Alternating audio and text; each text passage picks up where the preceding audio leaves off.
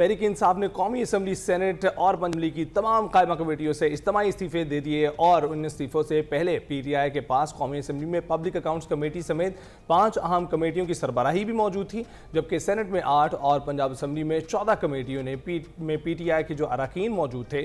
फिर विफाक की तरफ से दी गई बुलेट प्रूफ गाड़ियां भी वापस कर दी गई, उसका मामला भी सामने आया और बानी पीटीआई से मुलाकात ना करवाने का गिला भी इस वक्त बरकरार है। वो भी शिकवा हो रहा है। तहरीक इंसाफ की मुश्किलात में दिन इजाफा होता चला जा रहा है और अब तहरीक के रहनुमा जुनैद अकबर ने एक बार फिर एहतजाज की कॉल दे दी है और ये भी कहा है कि ये हमारे पास सारे ऑप्शन बंद हो रहे हैं और एहतजाज के सिवा हमारे पास कोई चारा भी नहीं है। जी हाँ, जिस पर सेनेटर राना सनाउल्लाह ने तहरीक इंसाफ की तरफ से किसी भी मुमकिन एहतजाजी तहरीक पर ताकत के इस्तेमाल का दावा किया है और कहा है कि अब की बार ये डी चौक भी नहीं पहुंच सकेंगे। दूसरी जानिब पंजाब और इस्लामाबाद में बल्दियाती इलेक्शन एक बड़ा चैलेंज बन गया है। तीनों सूबों में इलेक्शन हो चुके हैं, मगर पंजाब में 4 साल से बल्दियाती इलेक्शन ताखीर का शिकार है और चंद दिन पहले इलेक्शन कमीशन ने पंजाब में 2022 के कानून के तहत दिसंबर के आखिरी हफ्ते में इंतखाबात कराने का हुक्म दिया। तो उसके जवाब में हुआ ये कि पंजाब हुकूमत ने 13 अक्टूबर को सूबाई असम्बली से बल्दियाती एक्ट 2025 को मंजूर करा लिया, जिसके बाद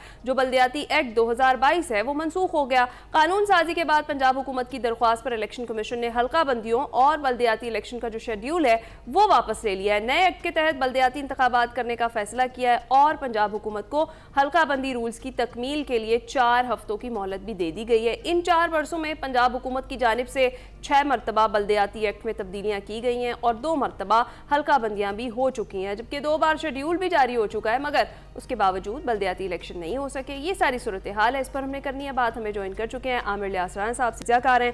अस्सलाम वालेकुम आमिर साहब, गुड मॉर्निंग, आप कैसे हैं? जी वालेकुम अस्सलाम, बिल्कुल ठीक ठाक। आमिर साहब, सबसे पहले तो जरा ये बताएं कि शहर इक़्तिदार का मौसम कैसा है? लाहौर वाले तो स्मॉग से जूझ रहे हैं, वहां की क्या सूरत हाल है? शहर इक़्तिदार का मौसम बेहतर हो रहा है, मजीद बेहतर हो जाएगा, लेकिन स्मोग नामी बीमारी नहीं है, शुक्र है यहाँ पे।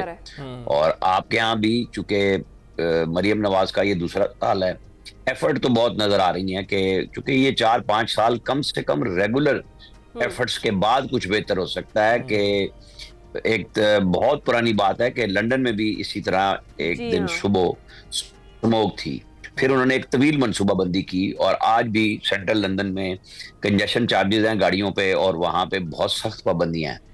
तो पाकिस्तान के सामने तजर्बा भी मौजूद है, तो विल मौजूद होनी चाहिए थी, जो मेरे ख्याल में अब मौजूदा हुकूमत दिखा भी रही है। और टाइम तो लगेगा, अब आपको सहना भी पड़ेगा और हमें भी सहना पड़ेगा, हमें रिलीफ मिल जाएगा। सियासी मौसम की भी बात कर लेते हैं आमिर साहब।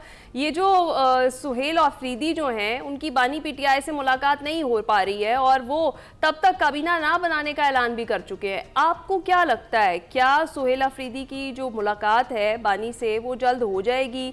और जो उनका ये फैसला है कि वो तब तक काबीना तश्कील नहीं देंगे, क्या ये दुरुस्त है? देखें, एक तरफ सियासी हिकमत अमली है तो उनकी अपने लीडर के साथ इमरान खान से मुलाकात होनी चाहिए, इसमें कोई दो राय नहीं है। लेकिन मुझे लग ये रहा है कि इदारों के पास ये रिपोर्ट्स मौजूद हैं कि सुहेल आफरीदी को क्यों लाया गया है, क्या अज़ाइम है। जो आपने थोड़ी बहुत गुफ्तगू अभी की, खुद राना सनाउल्लाह का जवाब और जुनैद अकबर का दावा कि हम कर सकते हैं, लेकिन मैंने दोनों के इंटरव्यूज देखे हैं, कोई बराह रास्त प्रेस कॉन्फ्रेंस नहीं हुई। ये जर्नलिस्टों के साथ जो प्रोग्राम होते हैं उसके अंदर ही उनसे पूछा गया कि अच्छा आप नवंबर में आएंगे? उन्होंने कहा जी हम आ सकते हैं, हम पहले भी आ सकते हैं, बाद में भी आ सकते हैं। अच्छा जी राना साहब ये बताएं कि अगर वो आ गए तो आप क्या करेंगे? उन्होंने कहा जी हम इनको अटक के पार नहीं होने देंगे। बस उससे लेके परसों से ये काम शुरू हुआ है। चले, हमारा भी मीडिया का काम इसी बुनियाद पे चल रहा होता है कि बयानात की एक जंग हम मुसलसल सुबह और शाम ये चलाते हैं। लेकिन पीटीआई अगर पीछे नहीं हट रही तो विफाकी सतह पे भी कोई उनके लिए रिलीफ का कोई इम्कान नजर नहीं आ रहा। लेकिन आमिर साहब, और जो 26 नहीं लगता कि मुलाकात करवा देनी चाहिए? इस वक्त वो इस्लामाबाद में, सुहेल आफरीदी साहब इस्लामाबाद में मौजूद हैं। बैरिस्टर गौहर की जानिब से 6 रहनुमाओं के नाम दिए गए हैं, जुनैद अकबर का नाम भी उसमें शामिल है और इसके साथ साथ अदालत में उनकी समाअत भी है और ये उम्मीद की जा रही है कि आज उनको इजाज़त दे दी जाएगी। आपको नहीं लगता इजाज़त दे देनी चाहिए?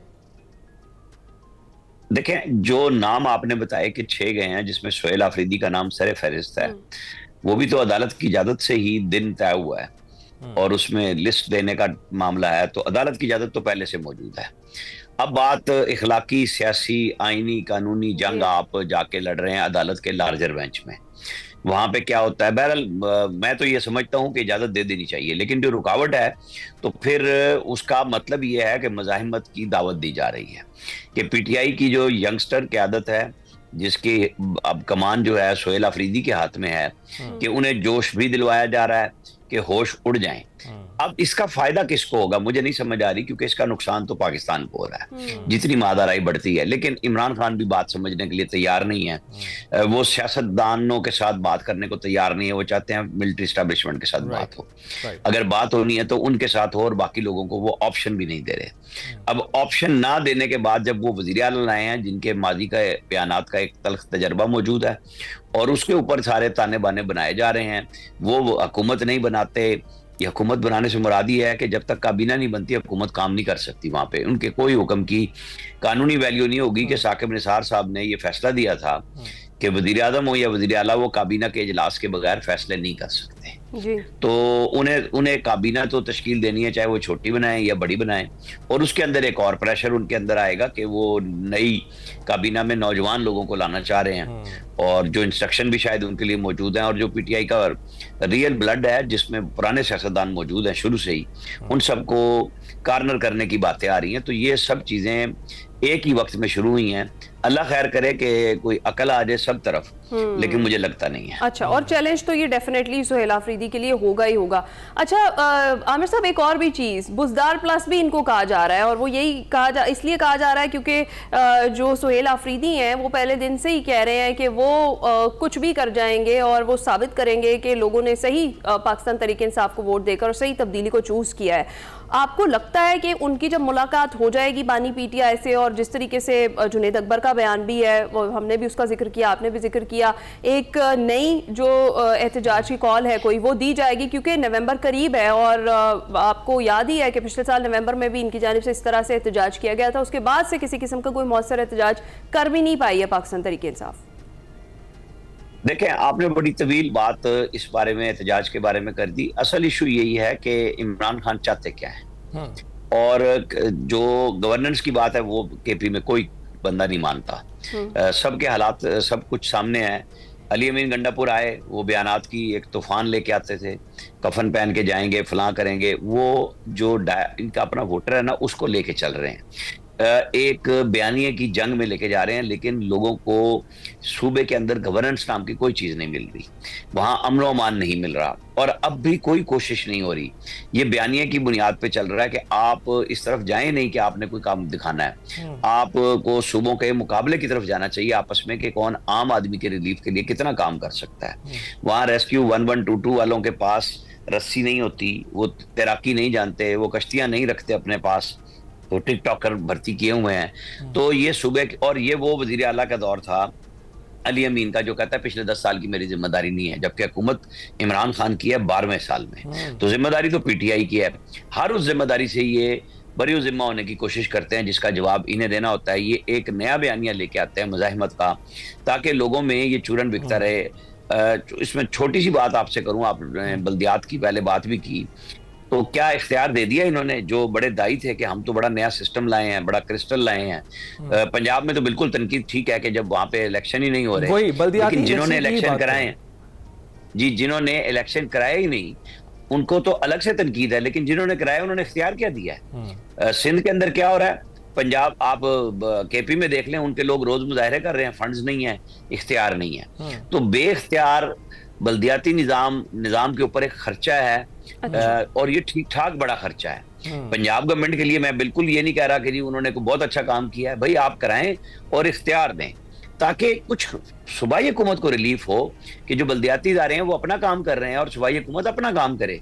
लेकिन यहाँ इख्तियारात रखे जाते हैं। तो मरियम नवाज साहिबा को, जहाँ वो गवर्नेंस के लिए मेरे साहब में बहुत अच्छा काम कर रही हैं, बल्दियाती कानून को इस तरह होना चाहिए कि आम आदमी को उसके जरिए सुख मिले, रिलीफ मिले। बिल्कुल। और आमिर साहब, आप जहाँ पे बात करें कि दीगर सूबों में क्या सूरत हाल है, वहाँ पर इख्तियारात की मुंतकली नहीं हुई है, लेकिन चलें एक बॉक्स तो वो टिक कर रहे हैं ना, कानून के मुताबिक वो इलेक्शन करवा रहे हैं, वहाँ पर सीटों पर लोग मौजूद हैं, सिंबॉलिक ही सही, लेकिन लोग तो मौजूद हैं। यहाँ पर तो 2 बार हल्का बंदियां भी हो गई और उसके बाद भी मामला अभी तक लटक रहा है। बिल्कुल, मैं तो ये नहीं कह रहा कि वो लेतोलाल से काम जरूर ले रही है, पंजाब गवर्नमेंट बहाने कर लें, आप उसको कानून साजी का नाम दे लें, लेकिन वो इलेक्शन से जाना नहीं चाहिए। देखें पंजाब में 9 डिवीजन है, तो आप 3-3 डिवीजन करके करा लें। केपी में भी मरहलावार इलेक्शन हुए थे, आप यहाँ पे भी करा लें। आप सारे पंजाब को एकदम बल्दियाती इंतखाब के बुखार में ना मुब्तला करें। इंतजामी तौर पर सही सब कुछ है, आप इनको ले जाएं 3 मरहलों में, और जहां सैलाब आया उसको आखिरी मरहले में ले जाएं, ताकि वहां रिहेबिलिटेशन का काम भी हो जाए। लेकिन बाकी जगहों पे आप कराएं, शुरू करें काम।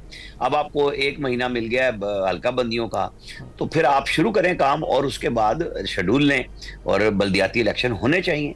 तो आपको लगता है कि ये जो 4 हफ्तों की मोहलत मिली है, आपने जिक्र किया 1 महीने का, इसके बाद करवा लिए, शेड्यूल ले लिया जाएगा पंजाब हुकूमत की जानिब से और हो जाएंगे फिर बल्दियाती इंतखाबात? देखें मैं तो बार बार कह रहा हूं कि ये होने चाहिए, इसमें कोई दूसरी बात है ही नहीं। आइन कानून भी कहता है आपने, लेकिन कानून का सहारा लेते हुए जो आपके पास गुंजाइश है, आपने फिर कानून को तब्दील करके ये कहा है कि जी हम नया सिस्टम लेके आ रहे हैं, गैर जमाती कराएंगे, और फिर उसकी एक खास मुद्दत के बाद उन सबको एक जमाती पोजीशन लेनी होगी।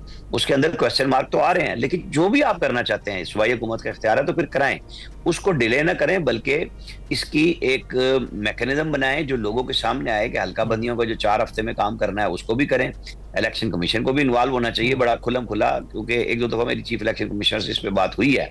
वो बिल्कुल कहते हैं कि हमने पहले भी प्रेशर रखा और हम अपने काम से अब भी पीछे नहीं हटेंगे कि पंजाब को बल्दियाती इलेक्शन कराने चाहिए। इसी के नतीजे में उन्होंने शेड्यूल भी दिया था। बिल्कुल ठीक। आमिर साहब बहुत बहुत शुक्रिया हमसे गुफ्तगू करने के लिए। देखते हैं जनाब 1 महीने बाद ही सही बल्दियाती इलेक्शन होते हैं या नहीं। इसके अलावा महमूद खान अचकजई क्या अपोजिशन लीडर जो हैं के तौर पर एक बेहतर कारकर्दगी दिखा सकते हैं, कोई दरमियाना रास्ता निकाल सकते हैं, और सुहेल आफरीदी आज अब बानी से मुलाकात कर पाएंगे या नहीं, ये सब कुछ देखना होगा। ब्रेक पर जाएंगे।